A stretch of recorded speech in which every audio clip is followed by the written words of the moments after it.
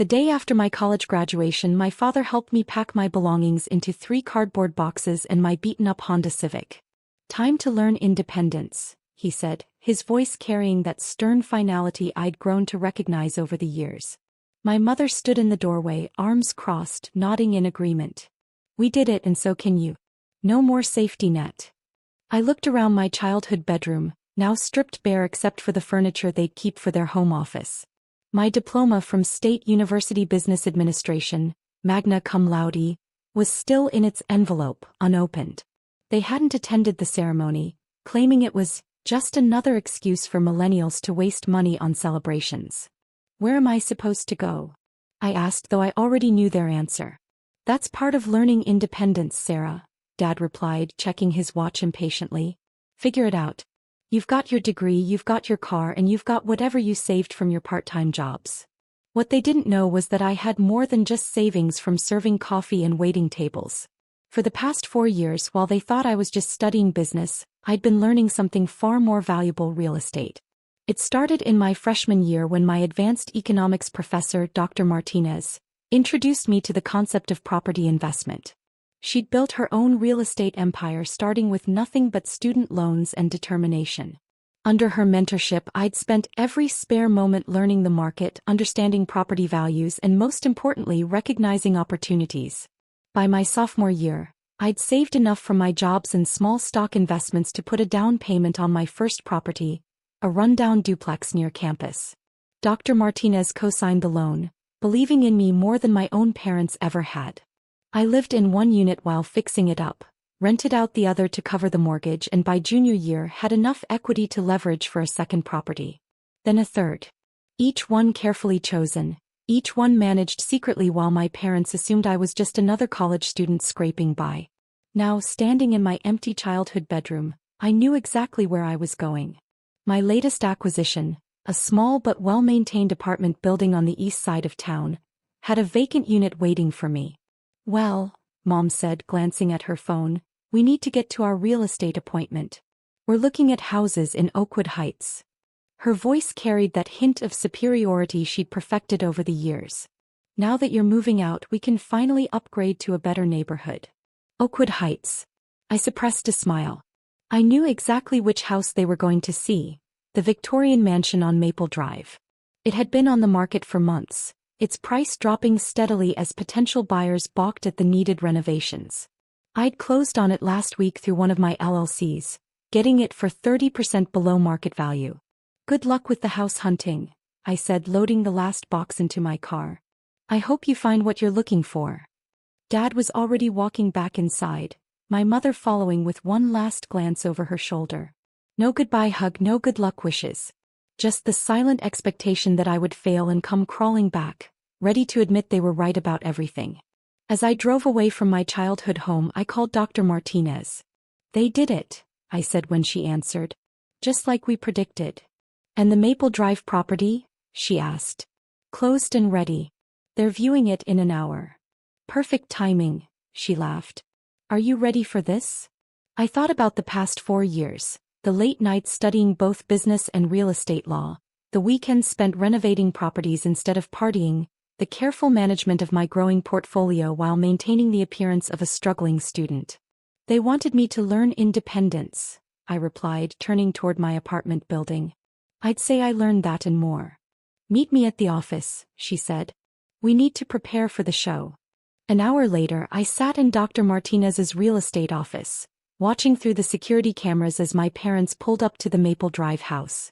The realtor, one of Dr. Martinez's most trusted associates, was already there, waiting to spring the trap we'd carefully laid. The Victorian mansion on Maple Drive stood exactly as I remembered from my initial inspection, 3 stories of architectural grandeur wrapped in peeling paint and untapped potential.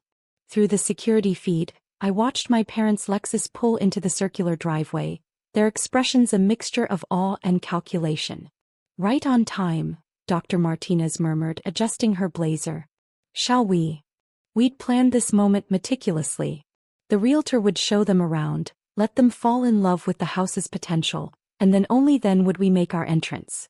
Timing was everything in real estate, as Dr. Martinez had taught me. Through our earpieces we could hear the realtor's practiced pitch. Built in 1892, this Victorian masterpiece features original hardwood floors, hand-carved moldings, and 6 bedrooms. It's perfect, Mom's voice crackled through the feed. Just needs some updating. Some? Dad scoffed. Place needs a complete overhaul. But in this neighborhood, even with renovation costs, we could double our investment in 5 years. I smiled. He wasn't wrong about the potential, which was exactly why I'd bought it. We watched them tour the first floor, Mom already planning where her antiques would go, Dad making mental calculations about renovation costs. They were halfway through the second floor when Dr. Martinez nodded. Time. The drive from her office to Maple Drive took exactly 7 minutes. We pulled up just as my parents were descending the grand staircase, their faces glowing with the particular excitement of people who think they've found a bargain. The owners are very motivated to sell, the realtor was saying as we walked in. In fact, here they are now. The look on my parents' faces when I walked through that front door was worth every secret meeting, every hidden investment, every late night spent studying real estate law instead of sleeping. Sarah. Mom's voice cracked slightly. What are you doing here? Meeting my realtor's clients, I replied smoothly, enjoying their confusion. I understand you're interested in my property? Dad's face went through several shades of red. This is impossible. We just kicked me out this morning? I finished for him. Yes, well, fortunately I have other accommodations. Several, actually. Dr. Martinez stepped forward, extending her business card. Elena Martinez, real estate investment specialist and senior partner at Martinez and Associates. Sarah and I have been working together for quite some time. Mom took the card mechanically, her eyes darting between it and me. I don't understand. It's quite simple, I said, running my hand along the carved banister. My banister. While you thought I was just getting a business degree, I was building my own real estate portfolio. This is my 7th property. 7th. Dad's voice was barely a whisper. The duplex near campus, the small apartment complex on East Side, the commercial property downtown. I listed them off casually. This Victorian is my latest acquisition. Got it for quite a bargain, 30% below market value. But, how? Mom sank onto the stairs, her legs seemingly unable to hold her. We never gave you any money. That was the point, wasn't it? I moved to the living room's bay window, looking out at the meticulously maintained gardens.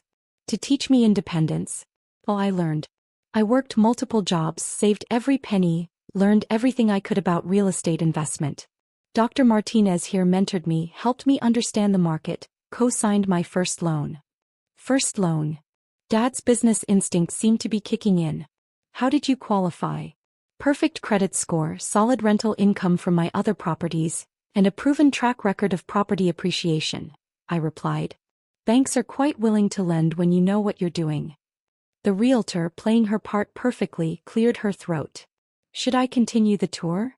Please do, I smiled. Though I should mention the asking price just went up. Market conditions, you understand. Dad's business facade cracked first. This is some kind of joke, he said, his voice rising. You can't possibly own this house. You were a barista last week. Actually, Dr. Martinez interjected, pulling out her tablet. Sarah hasn't worked in food service for over 2 years. Her property management company has been her full-time job since junior year. She displayed the corporate documentation on the screen. Davidson Property Solutions, LLC. Quite successful, I might add. Mom stood up from the stairs, her designer purse clutched like a shield. You used our name? Ironic, isn't it? I moved to the antique fireplace, running my fingers along the ornate mantelpiece. You always said the Davidson name meant something in this town. Turns out you were right, just not in the way you expected. The realtor, sensing the tension, quietly excused herself to wait outside. Dr. Martinez remained, her presence a steady reminder of the professional nature of this meeting. Let's talk numbers, I said, adopting the business tone they'd always used with me. The property was listed at $875,000. I acquired it for $612,500. Given the current market and planned improvements, I'm setting the new asking price at $1.2 million. That's ridiculous. Dad exploded. You can't just. I can and I am, I interrupted. But I'm willing to be reasonable. Given our family connection, I could offer you a slight discount. Say $1.1 million. The silence that followed was deafening. Through the bay windows, sunlight streamed in, highlighting the property's potential, and their growing realization of what they'd missed all these years. All those weekends you thought I was studying in the library, I continued. I was renovating the duplex. Those late nights you assumed I was partying? I was managing tenant issues and learning property law. When you refused to attend my graduation because it was just another millennial ceremony, I was actually closing on this house. Why didn't you tell us? Mom's voice was small, hurt. Would you have believed me? Supported me? I turned to face them fully. Or would you have tried to take control like you always did? Tried to protect me from making my own decisions. Dad's business mind was finally catching up. 7 properties, in 4 years. That's an impressive portfolio, Dr. Martinez finished for him. Sarah has a natural talent for property investment and management. She's one of our firm's most successful young investors. The apartment building on East Side, Mom said slowly. The one with the blue trim and new windows. That's yours too? I nodded. My third acquisition. Currently at 100% occupancy with a waiting list. We tried to buy that building last year, Dad said, his face paling. The owner wouldn't even consider our offer. I know, I replied. I rejected it personally. It was well below market value. The weight of everything, their assumptions, their dismissals, their push for independence, seemed to hit them at once. They stood in my house, surrounded by evidence of the success they'd never bothered to see coming. Now, I said, checking my watch, I have another property viewing in an hour. Are you interested in making an offer on this house, or should I show it to the next potential buyers? The next few weeks were a study in shifting power dynamics. My parents, still reeling from the revelation of my real estate empire, cycled through various stages of denial, anger, and finally, a reluctant acceptance. They did make an offer on the Victorian $950,000, well below my asking price. I rejected it without hesitation. 2 days later they came back with $1.1 million. I accepted, but with conditions. The payment structure is non-negotiable, I explained, sitting across from them in Dr. Martinez's office. 20% down, conventional mortgage, and all renovation plans must be approved by my property management company. Your company? Dad's eye twitched slightly. We've been renovating houses since before you were born. And yet, I replied smoothly, my properties have a higher market appreciation rate than any of your previous projects. Funny how that works. The closing process was surreal. Watching my parents sign document after document, making them the owners of a property I'd purposely acquired knowing they'd want it, there was a certain poetic justice to it all. But it wasn't just about revenge or proving a point. As they signed the final papers, I slid another document across the table. What's this? Mom asked, picking up the folder. A business proposal, I answered. Davidson Family Properties. A new development company combining your renovation experience with my investment strategy and Dr. Martinez's market expertise. They stared at me, then at each other. Why would you want to work with us? Dad asked quietly. After everything. Because despite your methods, you did teach me something valuable, I said. You taught me independence. Not the way you intended perhaps, but the lesson stuck. Now I'm teaching you something, the value of adaptation and collaboration. Dr. Martinez, who had become more than just a mentor over the years, smiled approvingly. The market is changing, she added. Traditional renovation companies need to evolve. Sarah's modern investment approach combined with your classical restoration skills could be formidable. Mom opened the proposal, her eyes widening as she read.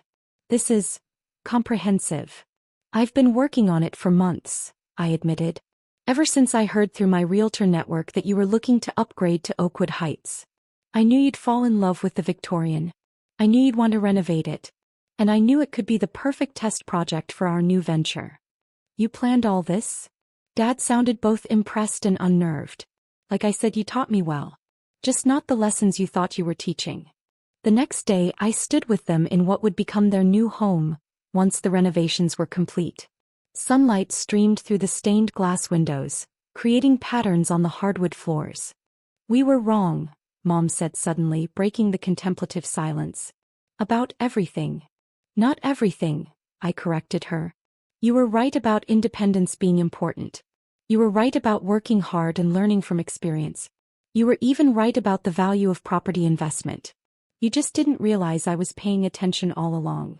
Dad ran his hand along the fireplace mantel, the same one I had touched during our first confrontation. When did you get so strategic? Probably around the same time you were telling me I needed to learn to stand on my own 2 feet, I replied. I just took it further than you expected. Later that evening, as I sat in my office reviewing proposals for our new joint venture, Dr. Martinez brought me a cup of coffee, a callback to my barista days. You know, she said, settling into the chair across from my desk, when you first came to me as a freshman with that ambitious property investment plan, I thought you were either naive or overconfident.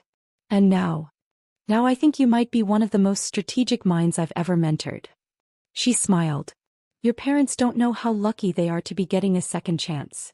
I looked out my office window at the city skyline, my city in many ways, with properties dotting its landscape like pieces on a chessboard. It's not about second chances, I said finally. It's about building something new. Something better. The next morning I arrived early at the Victorian to meet the renovation team. My parents were already there, coffee cups in hand, looking somehow both out of place and exactly where they belonged. Ready to start our first official Davidson Family Properties project? I asked, unlocking the front door. They exchanged glances, then nodded. Lead the way, Dad said softly. You seem to be good at that. And as we walked through the house they now owned but I had chosen, I realized that sometimes the best revenge isn't just success. It's success that transforms not only you but also those who doubted you in the first place.